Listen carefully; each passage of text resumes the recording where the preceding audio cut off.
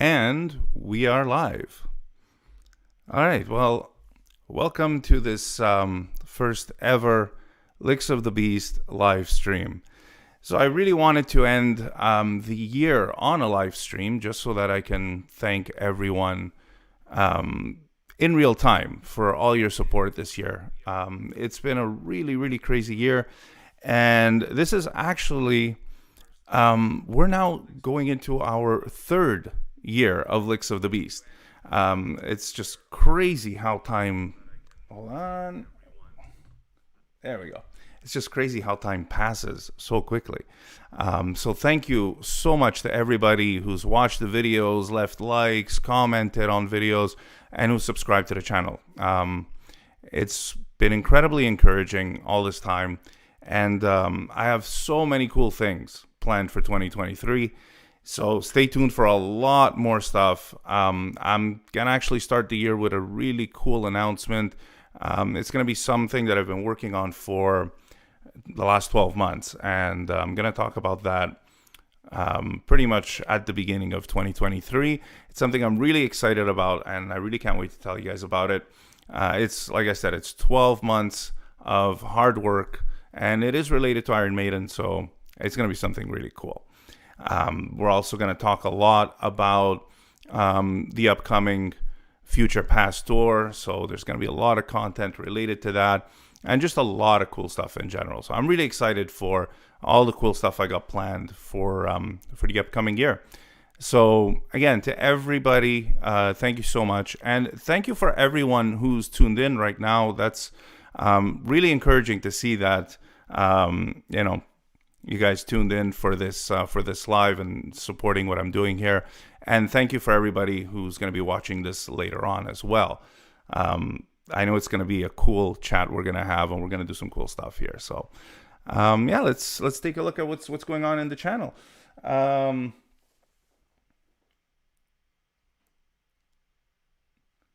right, awesome. Yeah.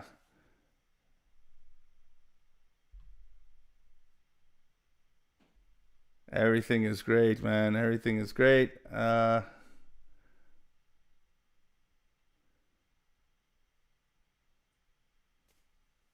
Can you play the Lost for Words main riff? You know what? Let's start with that. Let's start with a little riff. Here's Lost for Words.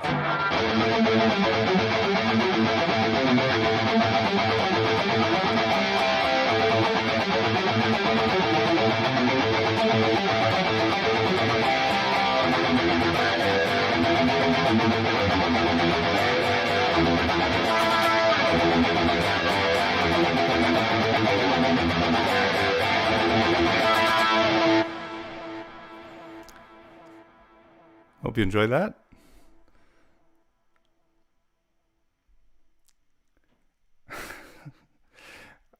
I look like a young Jim Root. I'm probably about close to the same age as Jim Root, so I don't know about that. I don't know why I keep hearing this lately, that I look like Jim Root. I don't know which part of me looks like Jim Root, but I keep seeing comments about this. Not that that's a bad thing.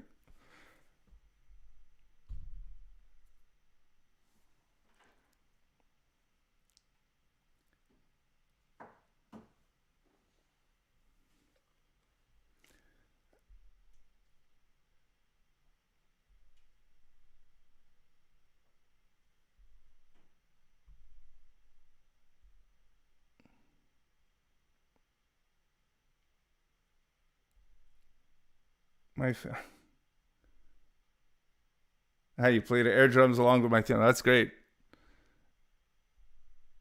The somebody asked where I got the poster of Dave Murray. So these were gifts. So I know they came from somebody from Etsy, but I'm not sure about the link to that or who actually the artist is. But all of these were gifts. So sorry, I can't give more info on that.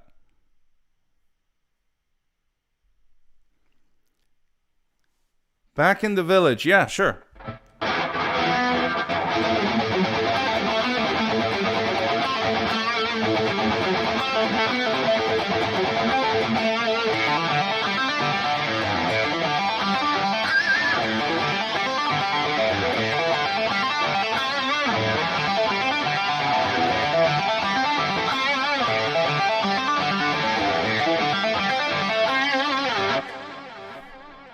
in the village.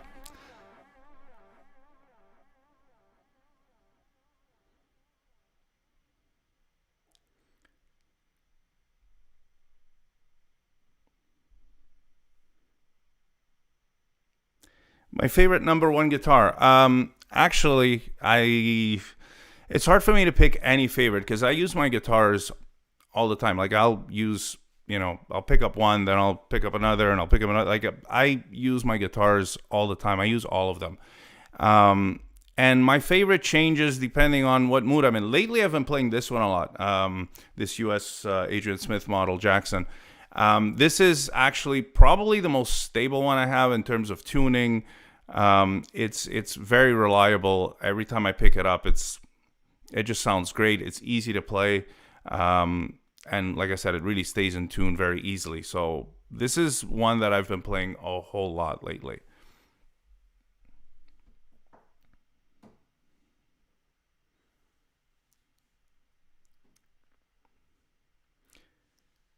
Some examples of the Maiden gallop, like the verse "The Evil That Men Do." Yeah, so I have a whole video on this, but basically the Iron Maiden gallop it's a little bit different from certain more metal gallops. Where it's like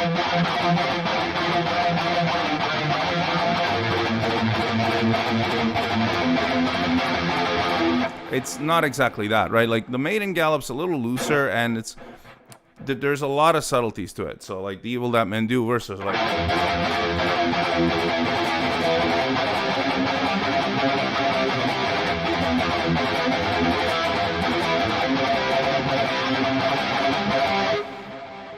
so you got a couple of little subtleties like that. So it's not always tight all the way through, and it's not always loose. And then live, you'll have them do things, more like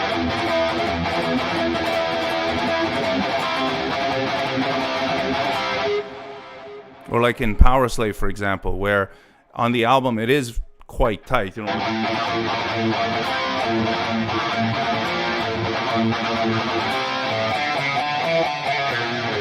And on Live After Death, they had it something more like.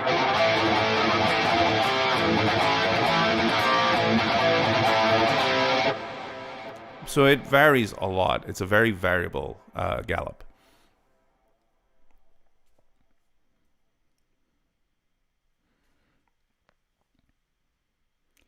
Oh, this is a cool question. Sebastian asked, first of all, thank you so much for the support. And I do notice that you do put likes and comments and all that. And that really does support the channel a whole lot. And it is very helpful. So thank you for actually taking the time to do that.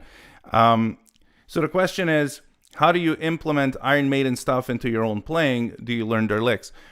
So this is actually, yes, I do learn the licks, and I've been learning the licks for a very long time.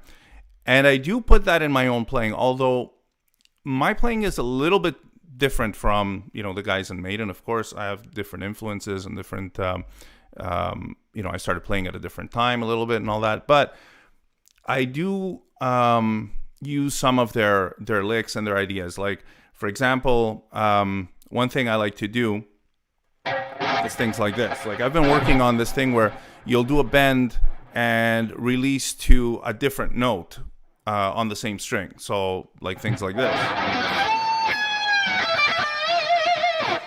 And I got that from some things that Adrian was doing, which of course he got, from Hendrix and all that. So I'll do things like that, and I do learn the solos, and after you've learned so many solos, you do have a bunch of licks and melodic ideas in your toolbox. So yeah, I will do that, but I'm also very conscious, when it sounds a little too much like an influence, if it sounds a little too much like Adrian Smith, I'll redo a part or I'll revisit a solo, because you don't want to sound like you're copying your influences. You do want to have your own sound and your own style. So basically, if I'm playing something and it ends up sounding too Adrian-like, for example, I will, say, that can't play that. That's Adrian. But there is some things you can do where you can take, you could play homage, you can play tribute to one of your favorite players. Like if you take an Adrian Smith lick or a Dave Murray lick or a Yannick lick, and you kind of take the idea from it, maybe the kind of pattern or the kind of melodic movement or something like that, or the kind of rhythmic idea, and then turn it into your own thing. I think that's a little bit more interesting, and it's kind of, people can kind of hear it. Like I did a cover of a Sabaton solo recently, and Chris does this really cool lick towards the end where it's a really fast lick, and it was kind of like something like that. I forgot the exact notes now, but basically it was that kind of melodic idea, and that's totally. I mean, Chris is a big fan of Adrian Smith, and that lick is totally out of Sea of Madness. Whatever.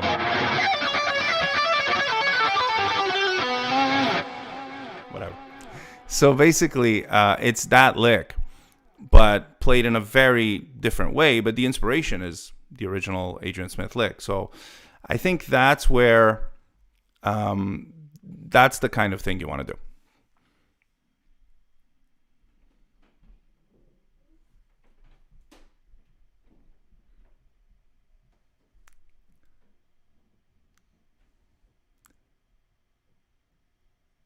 Oh, the riff from Rainmaker, sure. So it's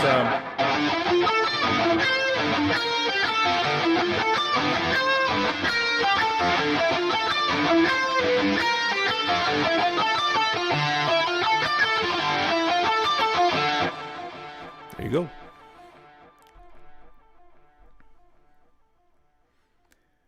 What song do you wish Iron Maiden is going to play on the Future Past tour? I mean, selfishly, like if I could have my absolute pick, it'd probably be something like, Loneliness of the Long Distance Runner. Just to hear that ending part. I love the end of that song.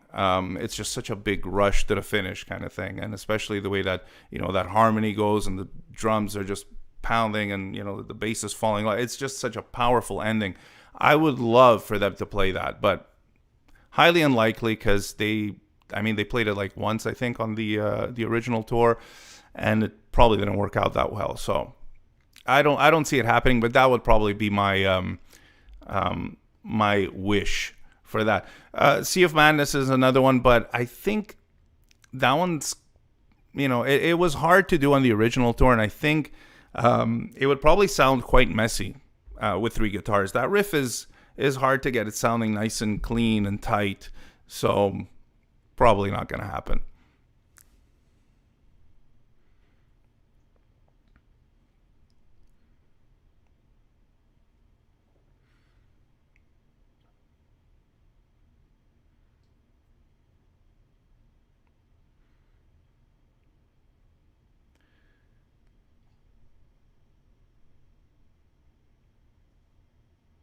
I hope Bruce wears a jogging suit if they do. Those what were they? The Puma, outfits they had, which it's kind of like, or those kind of things that you could see in the somewhere in time frame there. That was a bad look. I really hope they don't do that again.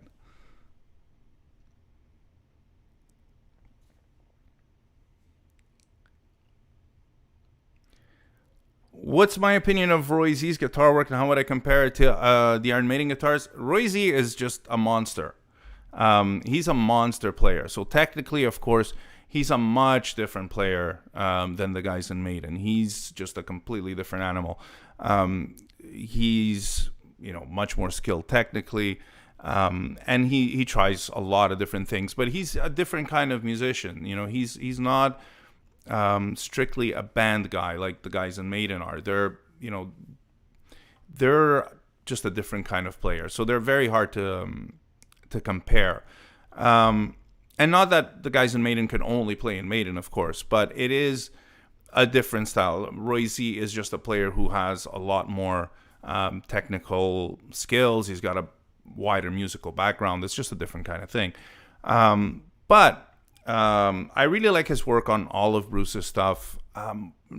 Probably Tears of the Dragon is probably the solo that stands out the most. I also like basically all the stuff that he did on Chemical Wedding and Accident of Birth is amazing. It's hard to pick just one because his solos on that are really good. I really like the way he plays with Adrian though. I really like when they trade solos. Their styles really, like for example on King and Crimson, just because his style is so much more, on that it's a fast linear kind of approach, and then when you get Adrian's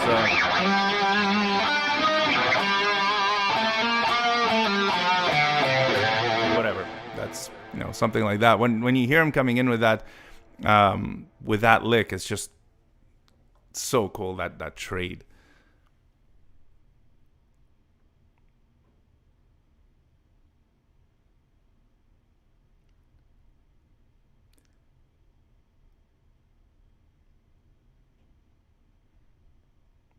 Oh, do I think they're going to recreate a Bruce's Heartbeat jacket? I don't think so. I think it was kind of tacky back then. I really don't think so. It's kind of cool when you look back at those things because they were trying stuff, and technology wasn't what it is now. That was probably, they could do something like that looks a lot better, and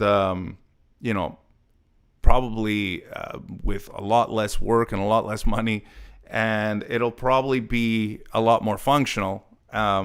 So, I mean, they could, but it was kind of a tacky thing. But who knows? Maybe they'll decide, what, that's, for the nostalgia part, maybe.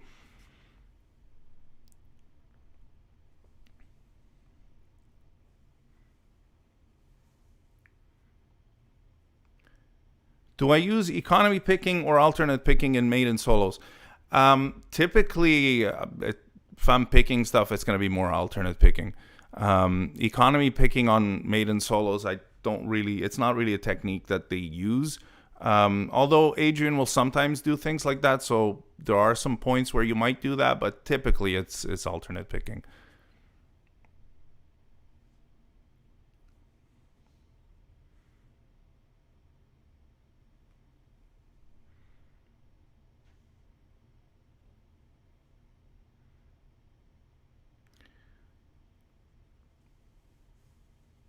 Oh, this is a cool one. I recently saw Paul Di'Anno live. What do I think of him and his era in Maiden? I mean, it's Paul Di'Anno. It's the first two albums.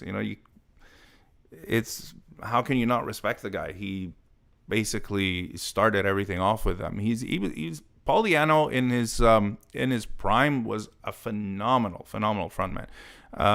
He was powerful. He had charisma. He had a great presence, and his singing on those two albums is just spectacular. Live too, every bootleg or live recording like Made in Japan that I've heard is just, I mean, it's great. And even recently, I just saw the concert in Athens with Gus G playing guitar. The band sounds great. And Paul is sounding, I mean, considering he's doing all that from a wheelchair, he's still sounding pretty damn good. So, all the respect in the world to Paul Di'Anno.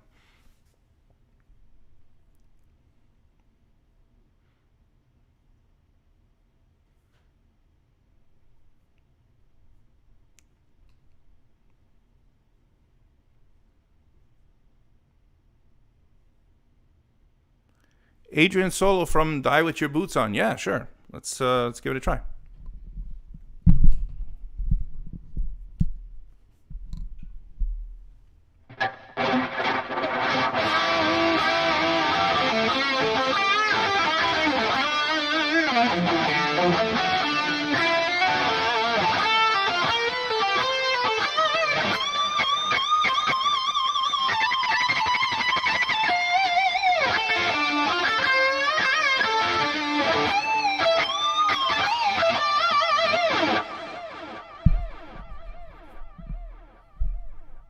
Something like that.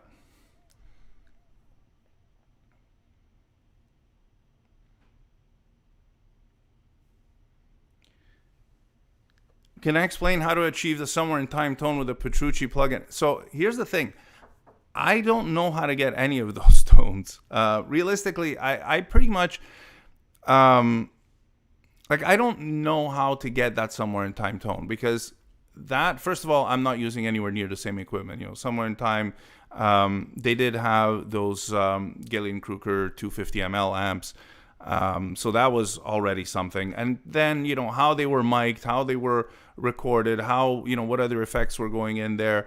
There's so much, even just the kind of mic they were using, what distance, what placement. There's so much that influences that.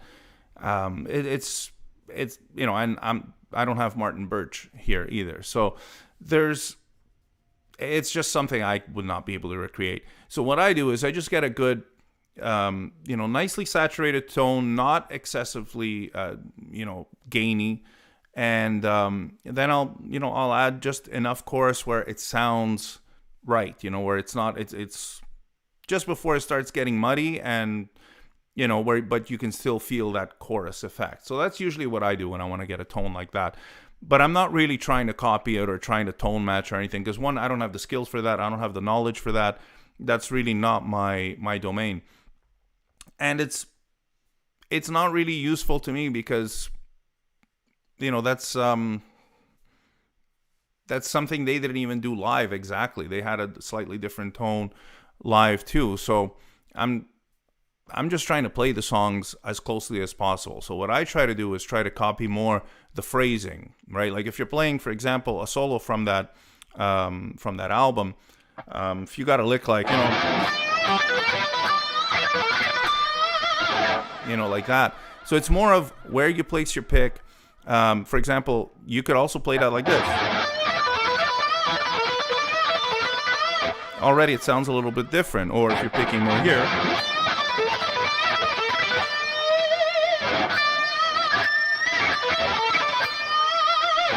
So everywhere you pick is going to be a little bit different. Where you're down picking, where you're up picking, if you're adding a little bit of the flesh of your thumb to some notes, the angle of the pick, that's going to change the tone a little bit too sometimes.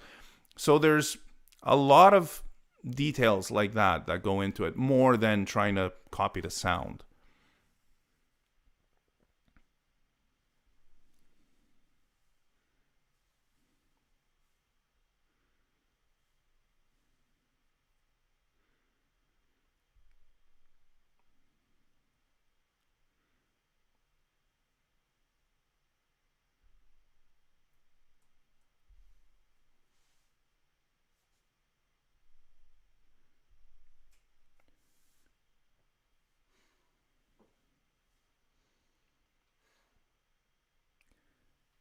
Oh, the different world solo. Yeah, I think I remember it. Let me just give it a try.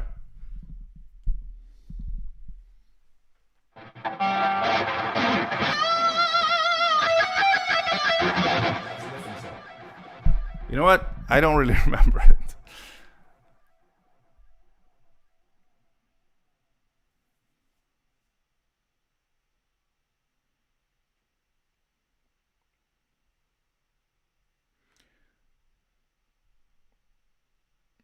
How do I learn a song or a solo? What's my approach? Okay, so whenever I'm learning, if I'm learning solos or songs, it depends on the song, because some of them I've been playing for a long time. So, for example, something off of Power Slave, or the older albums, I've been playing since my teenage years. So a lot of times I might have learned something wrong, so I still have to go back and correct some things and make sure that I'm not going by muscle memory and playing maybe some things just by habit slightly wrong.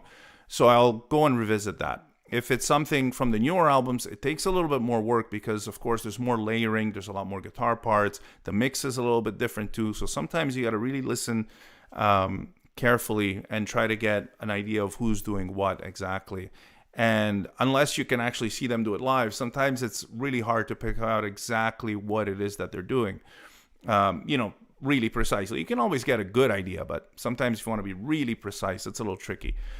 But basically it's a lot of listening and, and just listening and listening again, stop, listen, try it, and figure it out from there. So it is a lot of work trying to get it exactly right.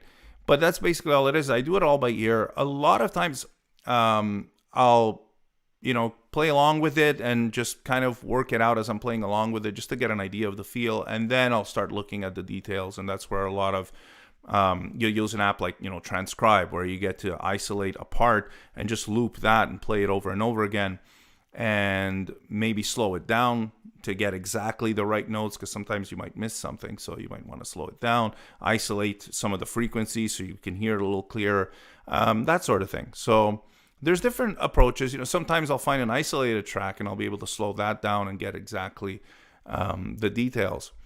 If I'm ever lazy, I might use tabs sometimes if I really want to save time. Like, I just need to do, I want to post a quick cover or something and I don't have a lot of time because I got a million things going. I might use tabs in that case if I find something like, I've used, for example, like, on YouTube, there's a guy who's got a channel. I'm sure some of you know it, Steph Le Gratteur, who's a guy from France who does some really cool tab videos where he'll play it fast and then slow, and he's got a great ear. So sometimes I've used some of his videos to save time. Go, okay, here's he's tabbed that out already, and sometimes I might go, you know what, I think Adrian would play that a little more here, or Dave might play that in a different position or something, or I've seen them play live and yeah, they do play it slightly different position, or I think this is phrased a little different. So I might do that, but otherwise, that'll save me time sometimes. But I like to kind of also challenge myself and keep my ear trained. So I do like to take the time to, transcribe it myself and work on it like that. So that's what I do most of the time.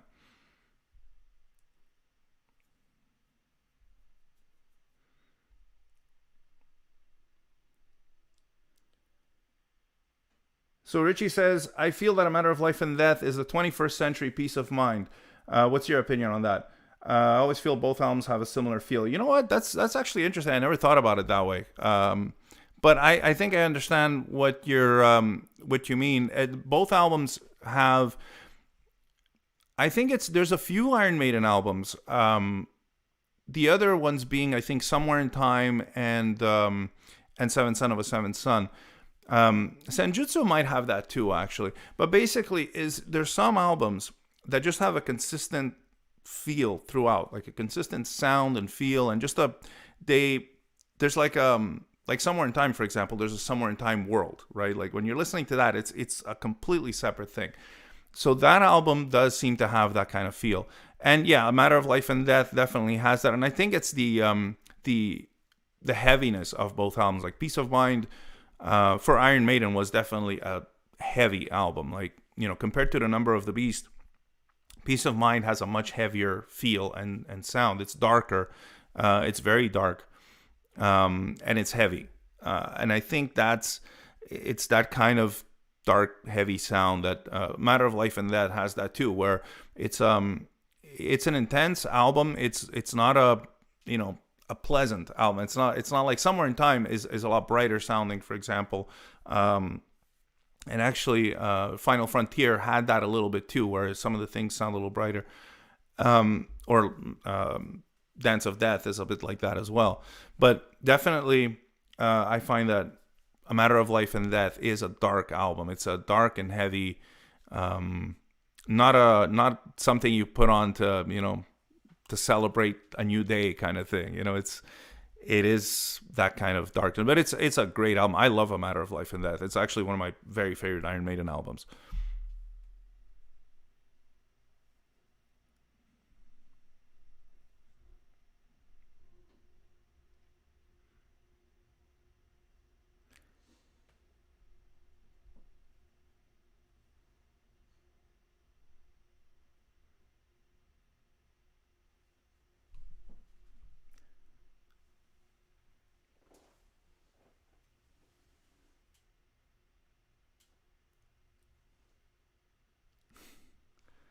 Oh, Rodrigo, yeah, it was nice meeting you too at the Petrucci show. That was actually really cool.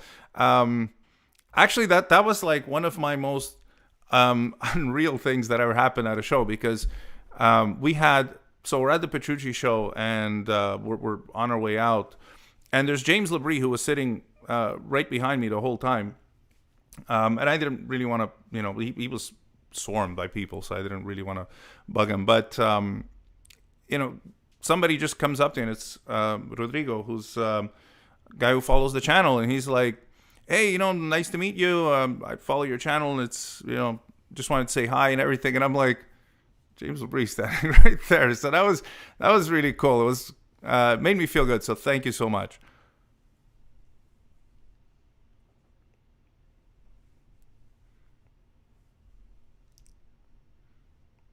Do I prefer the Blaze or the Rock in Rio version of Sign of the Cross?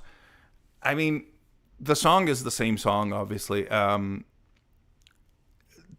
That's kind of a hard one because I do like the album version. And I think that's probably one of the songs that Blaze did the best out of all of them. He actually, kind of owned that song. So he does do a great version of it. Bruce, I think, just takes it to another. I mean, Bruce is Bruce. It's a different. He's got a different kind of voice. He's got the difference is that also that's Blaze's first album with Maiden. It's the opening song. I could just imagine what he's thinking when he's singing that and trying to do a good job, just getting it and making his mark on that. Bruce is a performer. He's a different level of performer from just about almost anyone, really. So of course he's going to take it to a different level. He's actually performing the song. He's not singing the song. He's actually giving you the whole feeling of the song, the whole, like, whatever the protagonist is thinking and seeing. He's putting his spin on that. So that's, I mean, the comparison is not even fair because that's, Bruce is doing something completely different from it. So I mean, they're both great versions, and I do enjoy listening to both, and I do listen to the album version too. But the live versions are just out of this world, because it's Bruce.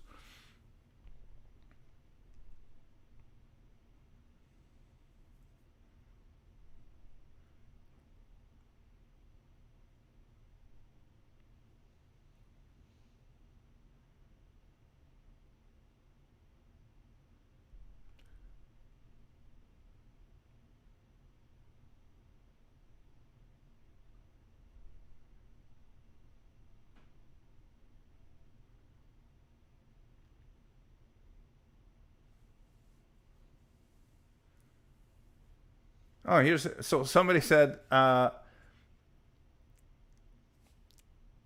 think Jan's tone is difficult to emulate because most of his sound is about his technique, not the pickups or the amp sound or anything like that. Yeah, but basically, I mean, Yannick is a hard one to emulate. I have a really hard time trying to copy his style, just because his picking is really, really unique. He's got a very aggressive pick attack, but he's also got very loose. If you look at Yannick's left hand as well, besides his picking, which is just really, really aggressive, it's not. Sometimes I've heard people say he's sloppy, or he doesn't play sloppy. Actually, he's got a really interesting kind of. He's precise, but it's a dirty way of playing. It's not John Petrucci kind of precise. It's much different.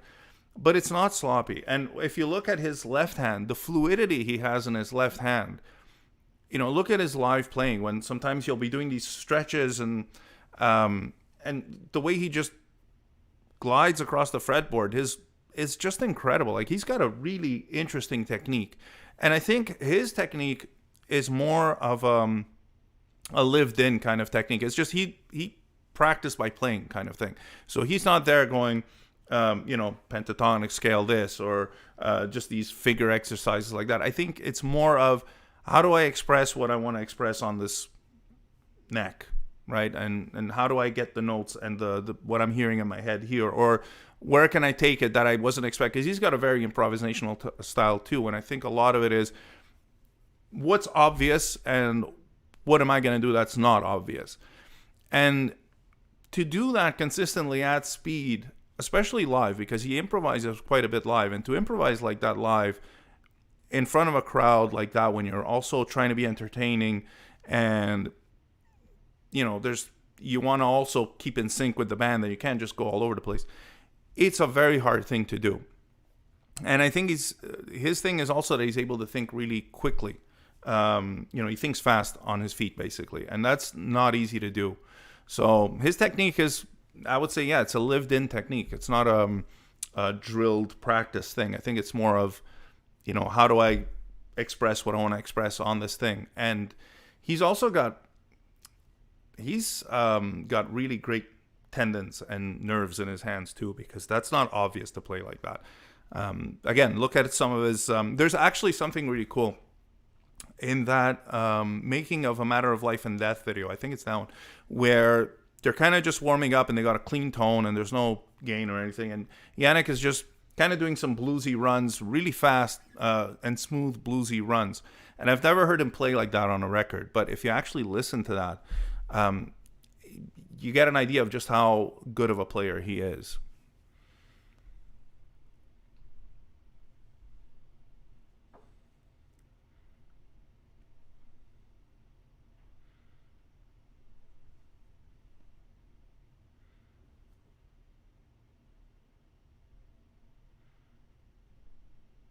Yeah, that's a good point actually. Yannick is a very good songwriter too, and sometimes that's overlooked. Sometimes people say, well, they don't really do a lot with three guitar players. They should do more. Why did they keep Yannick if they were going to be? But aside from the playing and everything else, and the fact that there's a camaraderie in the band and there's a balance with each member, it's not just about what they do on the album. Because you could layer guitars. I could be one guitar player in a band and layer 15 guitars if I want to. So it's not just about that. It's also what you bring to the band in terms of a balance, in terms of people's energies and people's personalities and all that. But the songwriting too, because, if you removed his contributions since Brave New World, I think you'd have quite different sounding Maiden albums. And interestingly, it's really interesting because some of Yannick's stuff on the newer albums are the more classic Maiden sounding of anybody else's contributions. If you listen to some of Yannick's songs on, whether it's Montsegur or or even Dance of Death or Book of Souls and things like that, some of that stuff is some of the more classic Maiden stuff, or like The Alchemist. Some people overlook that, yeah. And I think it's a shame because there's so much there.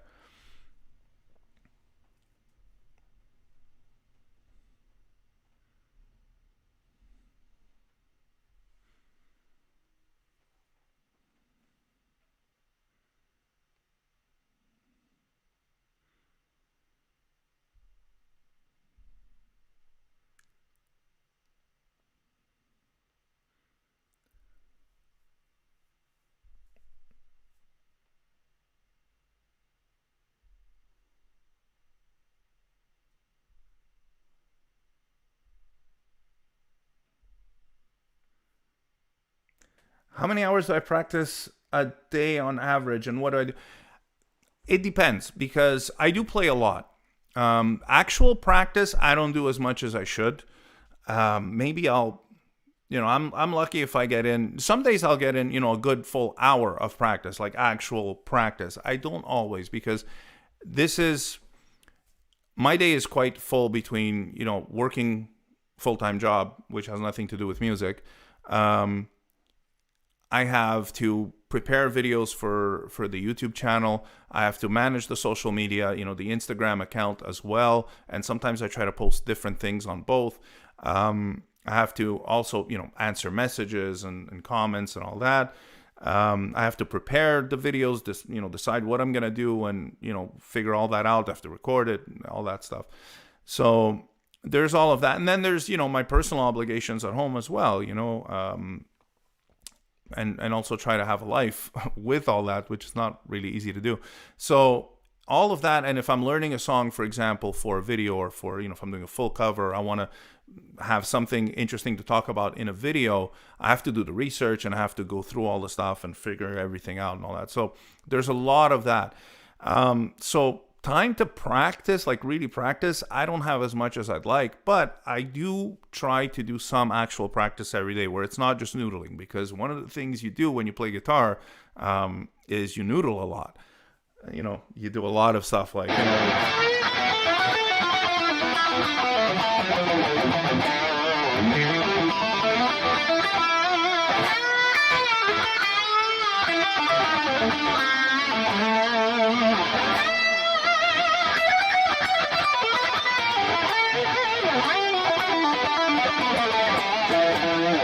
it's just fun to do, just to like kind of screw around like that, and just dig into some of the notes, and yeah, you end up noodling so much. So when you start getting into that, you don't realize, at least I don't, I lose track of time doing stuff like that very easily. Next thing I've spent an hour and I don't even know where the time went. So I try to actually take time to go, okay, hold on, I'm just noodling. I should actually be practicing something. So then I'll take something for example, I'll take one of Chris Brooks is a great guy for picking. He's got some really great books on picking technique, and he's got a lot of great exercises. So I'll go back to some of his stuff, and I'll be like, I'll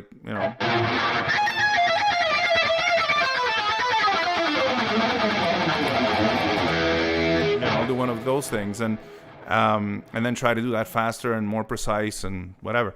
So that might be something I'll do, and I'll work with that with a metronome, just to check every now and then. So I might not use a metronome the whole time, because what I like to do is use the metronome to kind of gauge where I'm at, and then just keep playing and try to do it, faster, clean, whatever, and then go, okay, where am I at now? How fast can I actually do this cleanly? And then, because I struggle a lot with picking technique. That's that's always been my Achilles heel, really, is, fast, clean picking. So I'm trying to work on that now. And that's one of the ways that I'll go about it. So make a conscious effort of doing that. So, it could be anywhere from 15 minutes to an hour.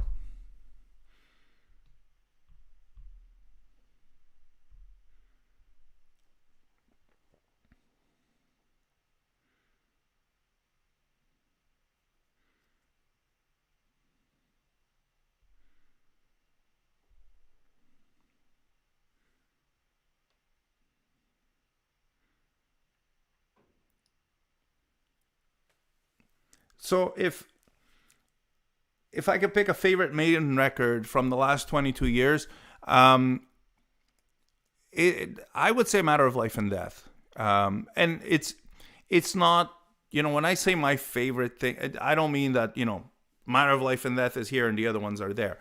I think it's A Matter of Life and Death is probably the album that I found overall was the one that turned out the best, like where everything is just right. The feel is consistent throughout. It sounds like an album, fully fleshed out, fully developed album. They tried a lot of different stuff, but it's heavy, it's dark, it's very well written. The melodies are fantastic all the way through.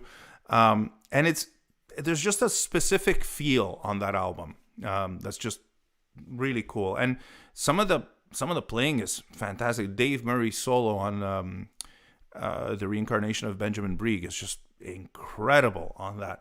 And, there's songs like For the Greater Good of God, that's just great. And the last two songs on the album, The Legacy and Lord of Light, are just incredible. So that album is probably my favorite of the last 22 years. But I also love Senjutsu. I think that one is just great. Senjutsu is one of those albums where I find it hard to listen to just a track. I end up listening to the album a lot. Book of Souls too, though. I really like that one. Honestly, the last 22 years, I just feel lucky that we got all these great albums from Maiden. And they're just all very different. They all have a different feel and different sound. Now, I think some of them turned out better overall than others. But they're all great. And yeah, I would say Matter of Life and Death.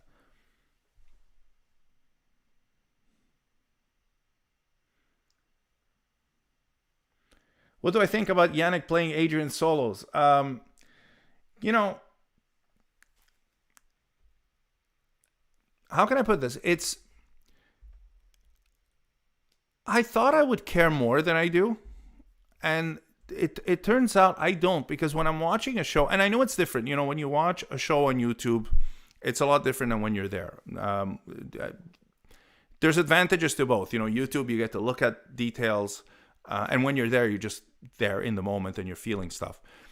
But when you're in the crowd and you're watching the band play and they're just going at it, it's happened. Like, for example, it happened with Revelations, where I was expecting one guy to play and then the other guy, like I was expecting Adrian to do the solo, and I'm like, what's happening? And then I see that Yannick was playing the solo, so that caught me off guard a little bit. But I didn't really care all that much. It wasn't like I love that solo that Adrian does in Revelations, and I found it really cool that this time around they kind of just kept switching back and forth because it gave it a sense of unpredictability, and they were improvising a lot, so that was really neat. But yeah, live, I don't really care that much. I'm just watching the show, and they're both good guitar players, and they both have their own spin on things. Now, sometimes I do get it, like the question included, like, hallowed be thy name. I'd really like to see them do that again. And yes, seeing Adrian play his Hallowed Be Thy Name solo again would be cool. But otherwise, I don't really care. I think it's cool that they mix it up. I do find, so there's one thing. When they play the solos together, like on The Trooper and on, what's the other one they do? The Evil That Men Do. They'll play that one together as well. I think it's kind of cool that they're, playing kind of their own thing a little bit. I would love for them to, and I know it's not going to happen because, Yannick is, as far as I know, is a guy that likes to keep things dangerous and keep it on edge a little bit and not too worked out. But I would have loved to have seen them do an actual full-on harmony solo there where, it's just very precise, like a Queensryche kind of thing. I know it's not their thing, so, it's not going to happen. But it would be cool to hear them do that.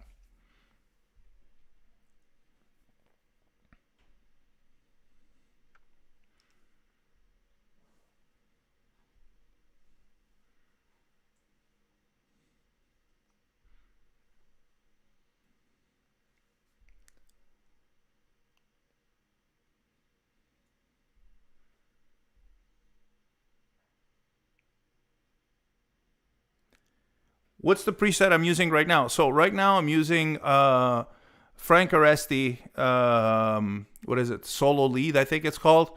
So it's Frank Aresti from Fate's Warning. So I'm using basically his solo lead preset. And all I did was I turned down the gain a little bit on the amp, and I turned down the some of the delay and reverb a little bit as well. I kind of like to experiment with those. I'll try different ones because they all sound really good. Like the Petrucci plugin has some great stuff on it. So I'll, use basic presets and then just tweak them a little bit.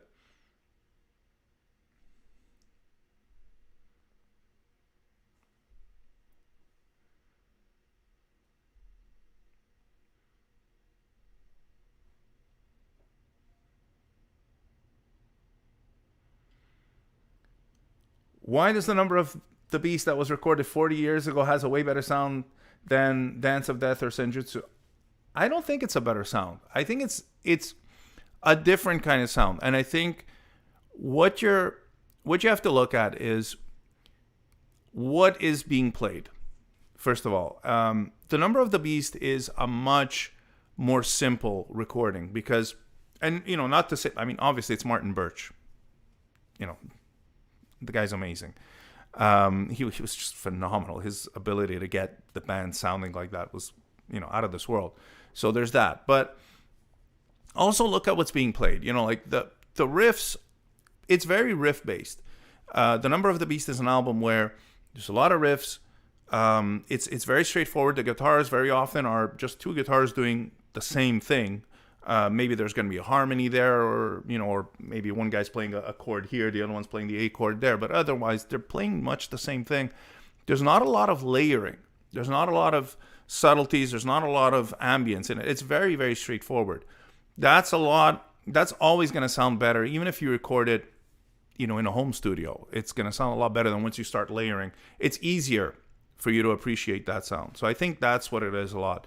I think their new sound is just a much broader sound. I think the guitars, it's not so guitar focused. So you're not just hearing guitar riffs, but you're hearing the whole sound. I think Iron Maiden's more recent albums, I think they're more about almost like a soundtrack, like a movie score, where it's about the overall sound, not just the guitars, or like hearing every instrument separately. And that's one of the things you could do. That's why, for example, I find the songs are a lot easier to learn on those albums because it's very straightforward. The guitar is doing this, the other guitar is doing that. That's it. On their newer stuff, it's so much more nuanced. There's a lot more layering. There's a lot more depth. So of course, it's a sound where the guitars don't always have the they're not always up front. So I think that's where some of the differences may lie. And a lot of things too is depends how you're going to listen to it. Now, not everything is as good for streaming as it is. For example, I have Senjutsu on CD. I have it on vinyl, and I'll listen to it. I've heard it on YouTube Music. I've heard it on Spotify, and it's all different. And the one that sounds the best is actually the vinyl.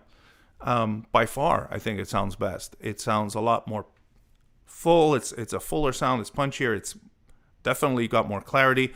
And I think it was probably mixed with that in mind. So, yeah.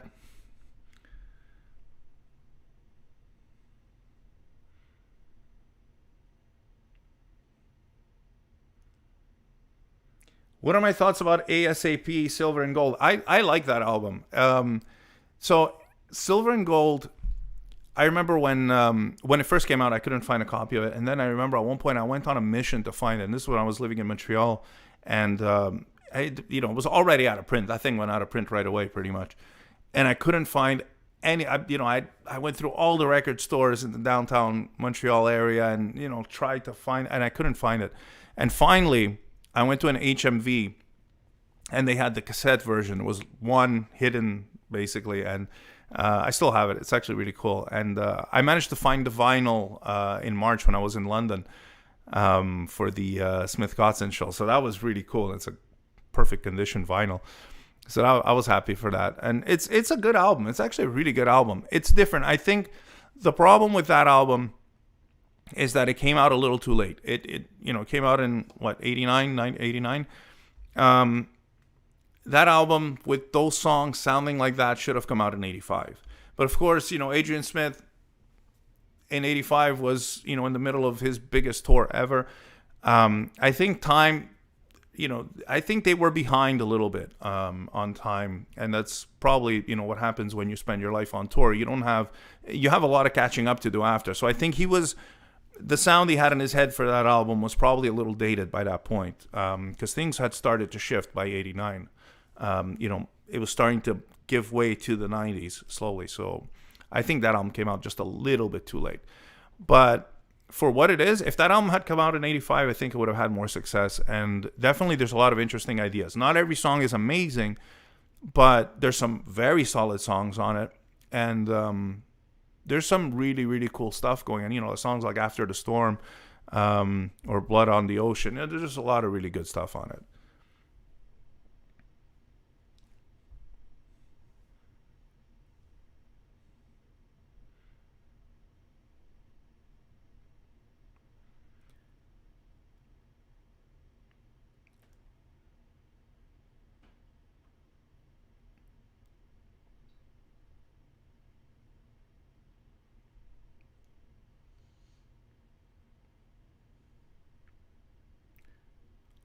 What's the toughest Maiden song to play on guitar? I don't know. I think I think the way I'd like to answer that question is it depends on a lot of things. It depends on where you're at technically. It depends on what your strengths and weaknesses are. So I don't find any Maiden song particularly challenging to play as far as technique goes. But I do find that some of them are hard, like for example, when I record a cover for the channel, some of the ones that I would think are easy, like Flight of Icarus, that one gave me the hardest time because Flight of Icarus is one of those covers that I recorded without the original guitars. I had the original backing tracks for it, so I played it just with Steve, Nico, and Bruce's original tracks, but the guitars I redid them all. And there's a lot of space in there, and it's a slow groove, but it's very steady, and it's so easy to get a little thing off. And you're doing like...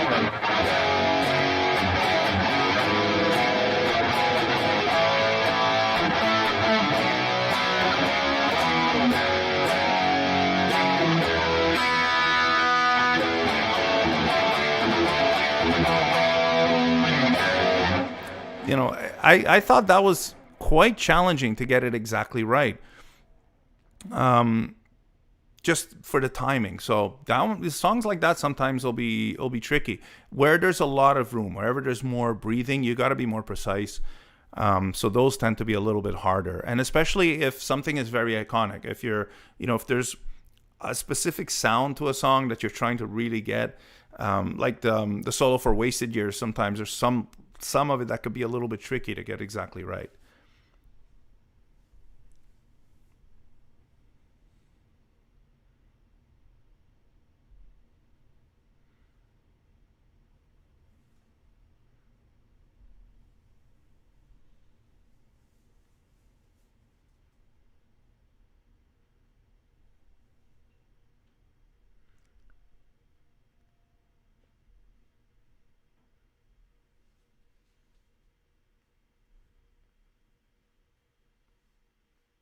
My most crazy Maiden moment at a concert so far. Well, let's see. So, um, there's been a couple because I've been to quite a bit of shows. Um, so first one, of course, was the first show just because it was crazy being there. The Fear of the Dark, the Fear of the Dark tour. Um, who was opening? I think it was Corrosion of Conformity that was opening, and they were quite good. They were heavy, and I don't remember details from it though, but I do remember that show, for some reason, I just went nuts at that show. It was my second Maiden concert ever, and I was headbanging so much at that show. The next day, I couldn't move. I literally couldn't do this. I could barely turn my head. I was so destroyed, and but I was so happy about it because it was like, I lost it at that show. It was that was just not. I just completely went bonkers. Um, Teenager. So, what else? Actually, got into an argument with a guy at the what was that, at the Book of Souls show in no, not Book. I think it was the Legacy of the Beast show in Toronto. Um, some guy was being a bit of a jackass, and being a little too aggressive in the front, and so we got into a little argument there because at one point I was like, dude, what the hell are you doing? But yeah, that was kind of, because I don't usually do that, but sometimes. Um, and you know what, Bologna, the not seeing Maiden in Bologna, that was pretty nuts, especially because it was kind of cool because we're talking with people, and Bologna had a great vibe. It had a fantastic vibe. That show was just so much fun to be at. Um, even though things were very poorly organized, I have to say, like the merch booth was like maybe five lines, one big stand with five lines for I don't know how many thousands of people there were there, but it was just ridiculous that it was just this one little merch area with these long lines. It was like maybe five long lines or something like that. It was just crazy. I mean, you could have stood there for people who were buying shirts there probably waited like hours for, I don't know. It was just nuts. The same thing when we went to get a beer. It took us like an hour to get a drink because you had to buy a ticket, then you had to go and line up to get the beers. But then they were also selling tickets at that booth, so people were getting their ticket and then going to line up for the beers in front of people that were lining up with the ticket from the other side. It was just a mess. But regardless, the feeling and the people that were there, and it was such a great vibe. Everyone was in a great mood. People were having a great time. And so we're there talking with people, and it was just this wonderful thing. And, all of a sudden it starts pouring and we're all getting rained on. And then the show ends, and, before it starts, and we're all in the parking lot and just we're soaked and everybody's disappointed. You get in the car and I'm literally dripping wet. And then there was no more rain, and that was it. The rain just stopped, and I was like, are you serious? So that was absolutely nuts. Getting the show canceled, being soaked for nothing because by the time we're in the parking lot, the rain stopped. So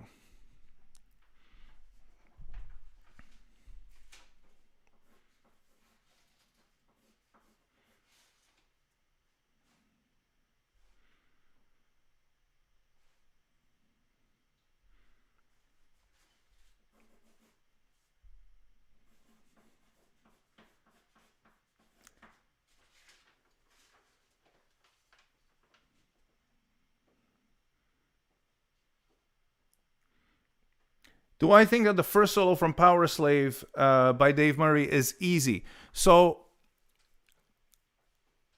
because the question, I've been playing for a year, but I have some difficulties because I'm not familiar with Dave's playing. So it's those are the kind of solos, like I was saying before. There are some things where there's space, where there's a lot of there's a lot of room, and those are the trickier ones because those are where you're gonna kind of get tense at the wrong moment. You're going to rush a certain part or whatever. You really got to be in the moment. That's why the Live After Death version is so great, because you could really see Dave is totally absorbed in it, which is not easy to do when you're playing such a large crowd, at such an important time of your career. There was a lot of pressure, and he's just, you could see he's completely absorbed in this solo. And it's just beautiful to watch. So no, I don't think it's easy, and I think there's little things in the playing of things like that that'll get it sounding more like the real thing. Like, for example, there's this part here.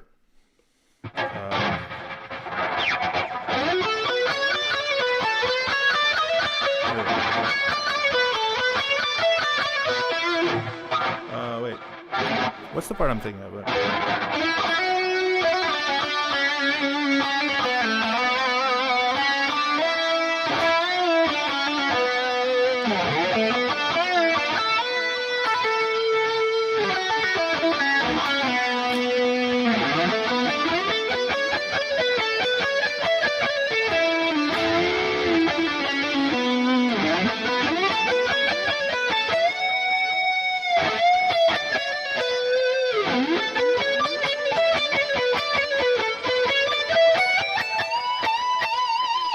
Yeah, so that part there, he goes, there's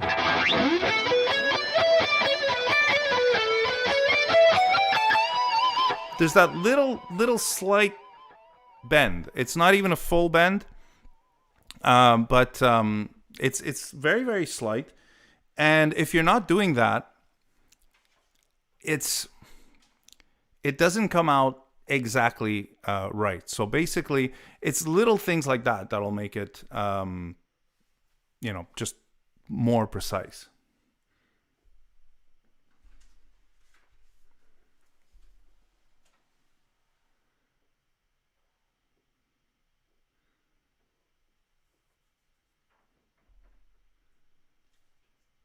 Somewhere in Time or Seventh Son, both for different reasons. They are extremely cool albums, and I think they're just awesome. Both of them are just fantastic.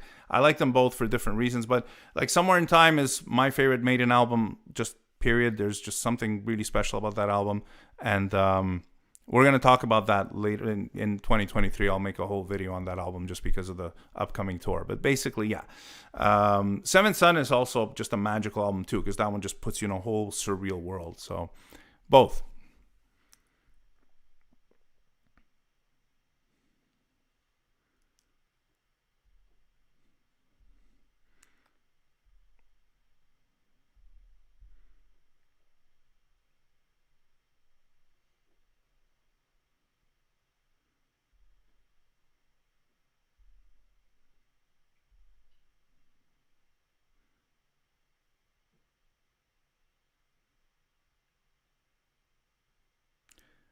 What do I think of the Iron Maidens? I think they're great. I actually caught their during COVID. They had like some live stream concerts, and I actually bought one of them, and I really enjoyed it. I thought it was really, really good.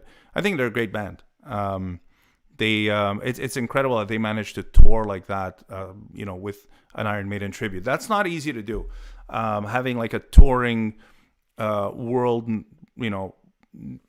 like world famous, basically Iron Maiden tribute to any band is very difficult. There's a few that are very well known. Like there's a Pink Floyd tribute. I think they're the Australian Pink Floyd tribute, and the Iron Maidens are kind of like that for Maiden. So that's just crazy that they're able to do that. It's really not an easy thing to do, and it takes a lot of work and it takes a lot of skill. So they're really great.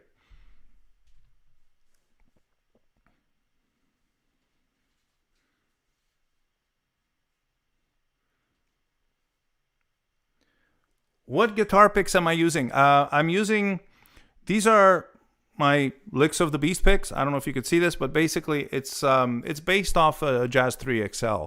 Um, I really like that shape. I started playing with those and I just got more and more comfortable with this. And now playing with a normal pick, it feels a bit less natural than playing with these. So, and I really like these. They're actually from an Australian company that made them, and just the feel of them and the they're Delrin material, and they feel really really good.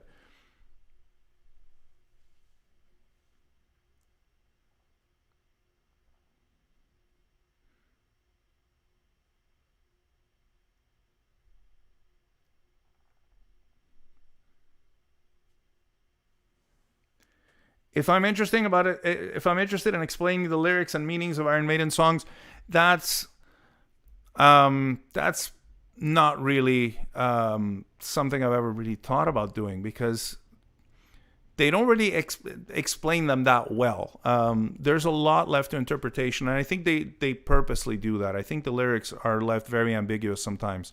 So yeah, I think it's a little bit difficult to do without having. What I'd love to do one day is be able to interview the band on stuff like that, and that would be great if I could actually get that, because then I'd love for them to give a little bit more, even though I know Steve Harris seems to be the kind of person that would leave things up for a little bit more ambiguous, I think. But it would be cool to get their take on that, because a lot of their songs have so much they're all based on the writer's personal feelings. Like some of them are obvious, like um, if you're talking about a historical fact, and that's just what it is. But then there's other things, like Blood Brothers, or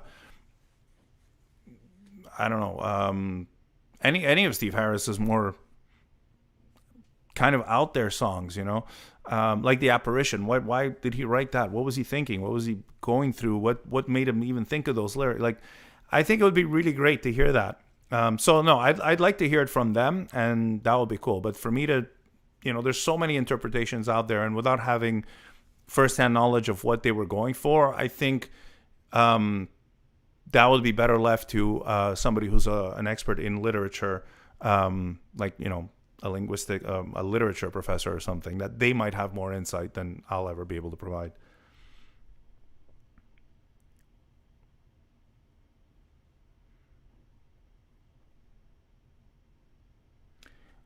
This is if I had a chance, which song would I love to play with Iron Maiden? Whatever they'll let me jam on. Seriously. Um, I don't know. Even something like Iron Maiden would be a lot of fun, just because it's just feeling the band there. Um, yeah, I would. I mean, pretty much anything. You know, I'd play a 12 bar blues with Maiden. So, but yeah, Iron Maiden would be a lot of fun. Just because it's the song Iron Maiden, it's got such a great beat. I love playing Iron Maiden live. My absolute favorite, and this is my favorite song to play in a band setting from Iron Maiden, is actually "If Eternity Should Fail." I just love the way that song feels. It's just such a great groove.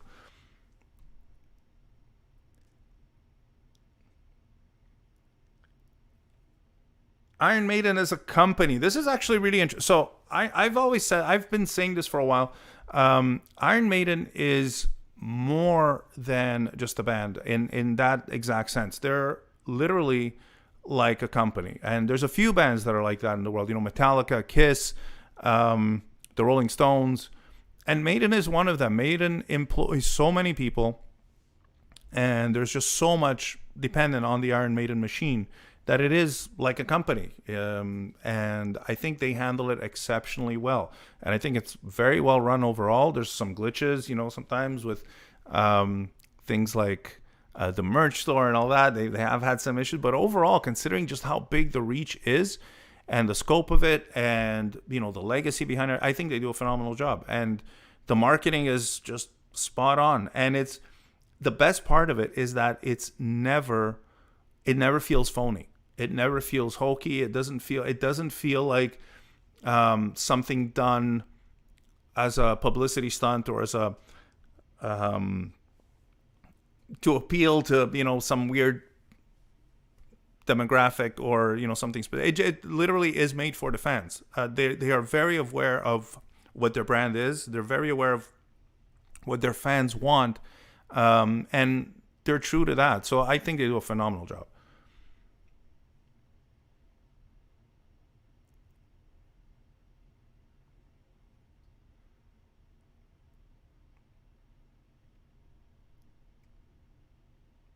Be honest. Which guitarist would you most like to have a jam session with? I'm guessing Adrian. Um, yeah, probably. I mean, Adrian is one of my biggest influences on guitar. So yeah, I honestly, I'd play with any and all of them anytime. Obviously, it'd be just they're all phenomenal guitarists. So I would love to play with any of them. And I have the cool thing is that I've been playing enough of their stuff for long enough that I would have different things I'd like to jam on with each one and for different reasons. So I think it'd be really cool. But yeah, if I had to pick one, it would be Adrian, just because of the of just how much of an influence he's had on my playing. And I think his stuff is like, as a guitar player, I think that's the stuff I gravitate the most towards. Wow, I just realized we're like really way over time here. We're 12 minutes over the hour, so I'm gonna take just like a couple of last questions, and then I'm gonna sign off, because we've this is pretty amazing that we've gone this long, and there's still tons of questions coming in. So this is really cool.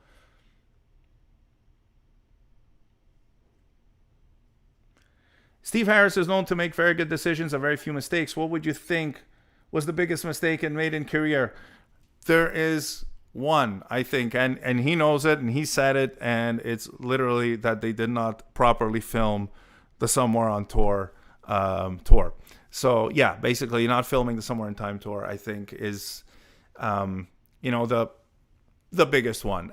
But that's not just Steve Harris's mistake. I think that's Rod Smallwood too, and that's kind of everyone. And I get why, because back then it wasn't like now where it's easy to make a live album. I think it was not obvious, and nobody would even think that people would be interested in a live album right after Live After Death. So I get it, but considering how much they recorded of so many things, they probably should have thought to film their biggest ever thing, because that. Now, I don't know if that tour became legendary because it wasn't filmed, because that does happen too sometimes. But I really think that, I mean, for me, that's the one that I would have loved to have seen good quality. And thank God there's that Paris video that was, the person who made it and remixed it and redid that video is they have to make a statue for that person. They got to make a monument to that guy, because wow.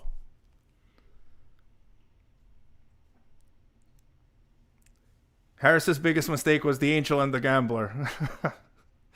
Yeah, I don't particularly like that song.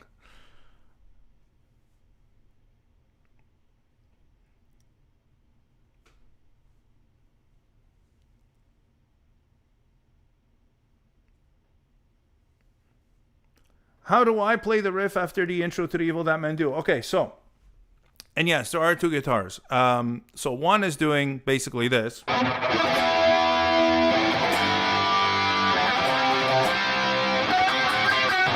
Something like that, right? And then there's the other one that's doing something, and I'm still figuring it out, because it's very hard to get exactly what it... Some of these things, sometimes, by the way, there's mistakes left on the album, or there's little notes that you might hear that are not that clear. So I don't know if that's what I'm hearing. And I've tried hearing live versions, and it's very, very difficult to catch all the details. And it's also impossible to find a live video of Adrian playing that part clearly, where you can actually see what he's doing. But I think it was something like...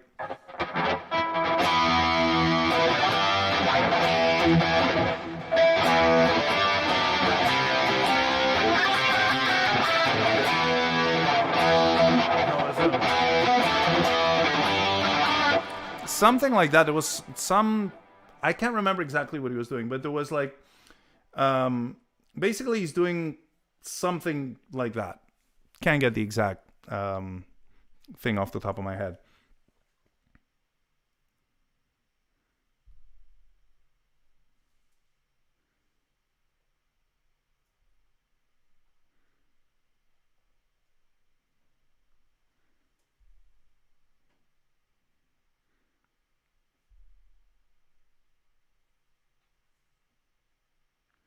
Is there a Maiden song you actually don't like? Yeah, there's a couple.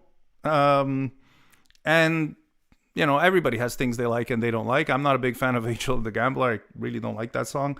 I actually don't like Judgment of Heaven at all. I don't like that melody. Although I do like the middle part, the instrumental part of that song, I think is great. But, just two off the top of my head.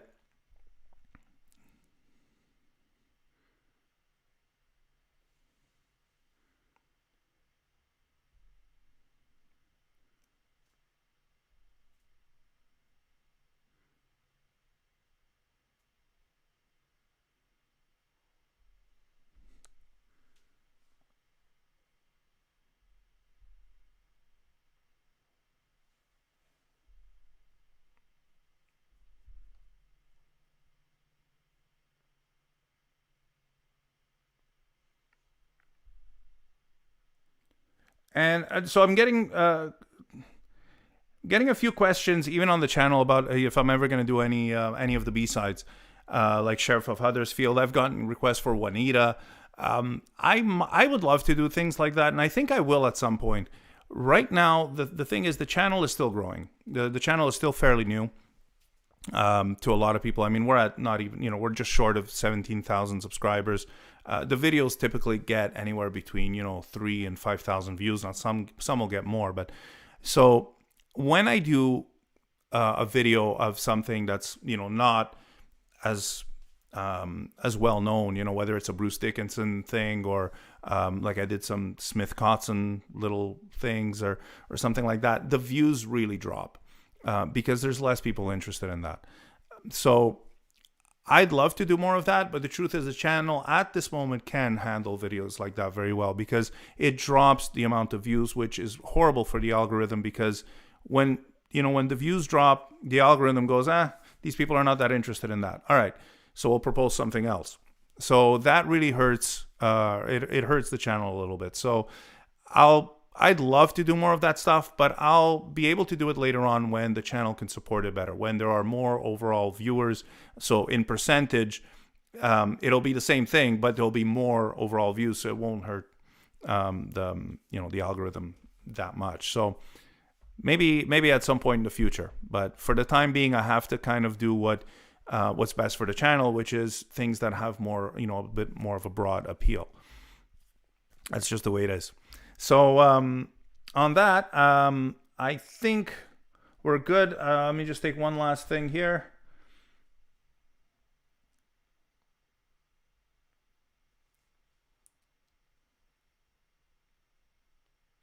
Am I actually Italian or did I just learn the language? No, I was born in Italy. I'm actually Italian. Italian is the first language I ever spoke, so it's my mother tongue. I had to learn English and French because I had to go to school. I went to school in French, so I had to learn French and I had to learn English because I'm in North America. So Italian is my first language, and and I actually moved back to Italy when I was in my mid-20s, and I stayed there for the better part of 10 years, and then I came back to Canada. So yeah. And will I do another live stream? Yeah, you know what? So this was the first one, and there are a few glitches. And as you could tell, I'm struggling with figuring out how quickly to answer these things, and figuring out a good balance of checking stuff and answering and keeping my answers concise. I tend to be going a little longer than maybe I should on some questions, and I think we're still figuring this out. This is the first one, and I do plan on making more of these. I mean, you guys seem to be logged in. There's a fair bit of people on live right now, so Let me know what you thought of this. Send me messages, leave some comments. Let me know what you thought, where I could improve, what I could do better, because definitely I do plan on making more. I might even make this a regular thing if you guys think it's worth doing. So do let me know.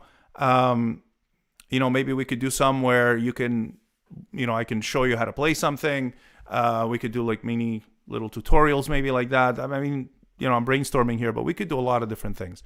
So I definitely do plan on making more of these. And like I said, I might make this a regular thing if it works out. So I think we'll leave it at that for now. So, thank you to everybody who's been watching and, joining me on this first attempt at this. And I really appreciate the company and the support, because this was not easy to do. And I'm sure it wasn't always easy to follow along. So thank you so much for, for supporting me on this and making me feel like, you actually want to see this. And that's really so much appreciated. So thanks again for everything. Have a very, very great end to the year. Have an awesome New Year's Eve celebration. And I wish you guys nothing but the absolute best for 2023. And I'll see you very soon. So thanks so much, and stay tuned for more Licks of the Beast.